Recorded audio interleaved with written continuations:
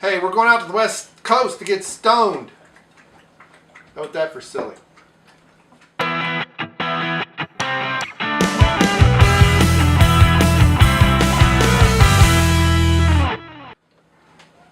Hey, it's Brainmuffin back with a beer review, and up today we have Stone IPA.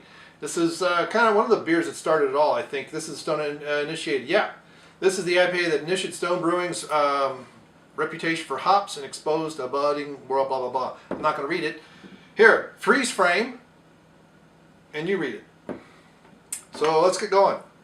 This is a stereotypical West Coast IPA, so I'm expecting really hoppy, piney notes. It does not disappoint right on the nose. Nice yellow golden color. Expect a decent head. This beer is nice and warmed up because it took me half an hour to get started from when I got all these beers out. Nice semi-cloudy haze there, probably mostly from yeast. Oh, nice aromas. Hint of citrus. I get more pine from this than anything.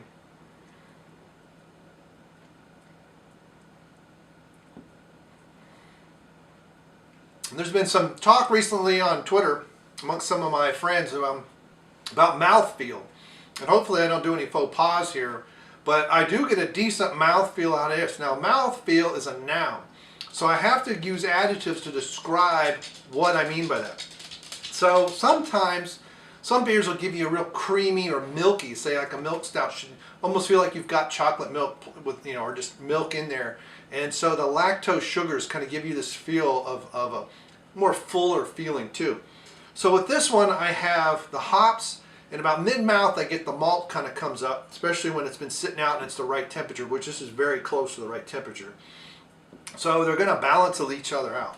But the foam, in particular, because it's a more natural carbonation, it really kind of fills up the front of your mouth. Now, it's not tickling. It's just you have, with just a small sip, it feels like a larger swallow.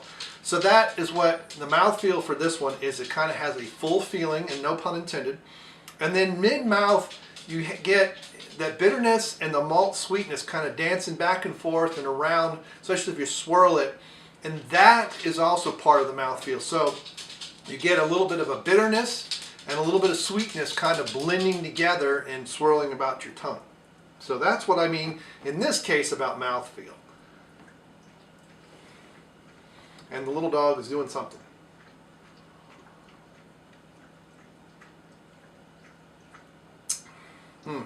But this is very pine, resin oriented hop flavors and aroma. It's bold but not huge. This is just a regular IPA, 6.9%, so it's not an imperial or a double. All right, again, this is where Nick would fire me as a cameraman. I let the card fill up, and I didn't know it. So we cut off about 4 minutes, 21 seconds on that last one, which actually, once edited, is probably about 3.5 minutes. But if anyone knows how to get a Nikon to show the red light while it's recording, that would be great. So Nikon D7000. So I was in the middle of saying how this was nice piney resin notes and things like that, and then I talked for another 2 minutes. I have no idea what I said. I don't remember exactly where I was. These are live, off the cuff. They're not scripted, so I can't just look at the script and say, oh, this is where I am, unfortunately. So maybe what I really ought to do a secondary audio recording. That would be great. Then I would just show the beer and have me talk. So I gave this a 3.5 on Untappd when I checked in. This is not one of their better beers. It's a good beer. It's a good, solid, decent example of the West Coast IPA. It's not overly bold, but it is more toward the bitter side. You do kind of taste those 71 IBUs.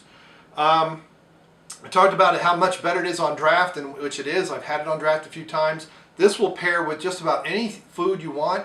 In particular, spicy food and really meaty foods, or foods that are fatty, so that the carbonation will help cleanse your tongue. But as long as the food isn't too sour or too sweet in comparison to the beer, it's going to go well with it. So you can soups and steaks and vegetarian stuff, and Chinese and Vietnamese and Mexican and American cuisine. It'll go with German foods, especially the nice meaty, the fatty sausages and stuff like that. So overall, it's a good solid 3.5 in my book. Probably being a little hard on Stone there, but there are other beers I like better that are 4s and 4.5s, and some that are 5s. So Ruination, I think I like a little bit better than this. I like the Double Bastard better. But all in all, this is a really good IPA. So just a run-of-the-mill one, that's all. So nothing spectacular. So I guess I probably ought to give it a 4.5 in that regard because I'm comparing it against the other Stone beers, but those were all big, bold things. So there you go. Thanks for clicking a like. Thanks for stopping by. Thanks so much for sharing. Thanks, Dion, for chatting out about the Stone. We got more Stone coming up.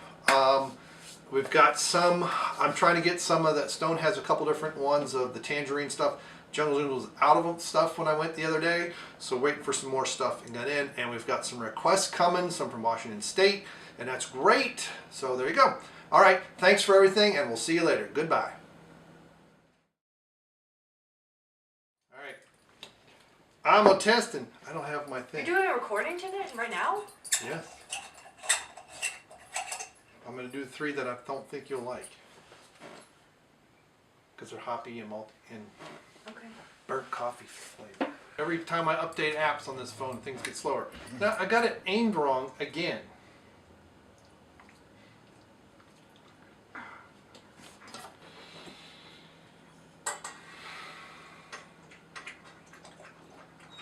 I'm going to go, Dozer, even if you're just drinking. I'm going to leave before you do this. You're going to leave? I'm probably going to leave soon. Where are you going to go? Zombies tonight. Wow. Are you leaving right now? Or yeah. Because I don't want to be leaving in 30 minutes while you're still doing this. Oh, but these are only 5-6 minutes apiece.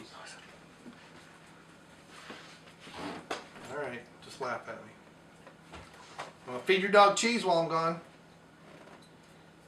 Yeah, you're my jockey. Can I start? I'm going to start. Just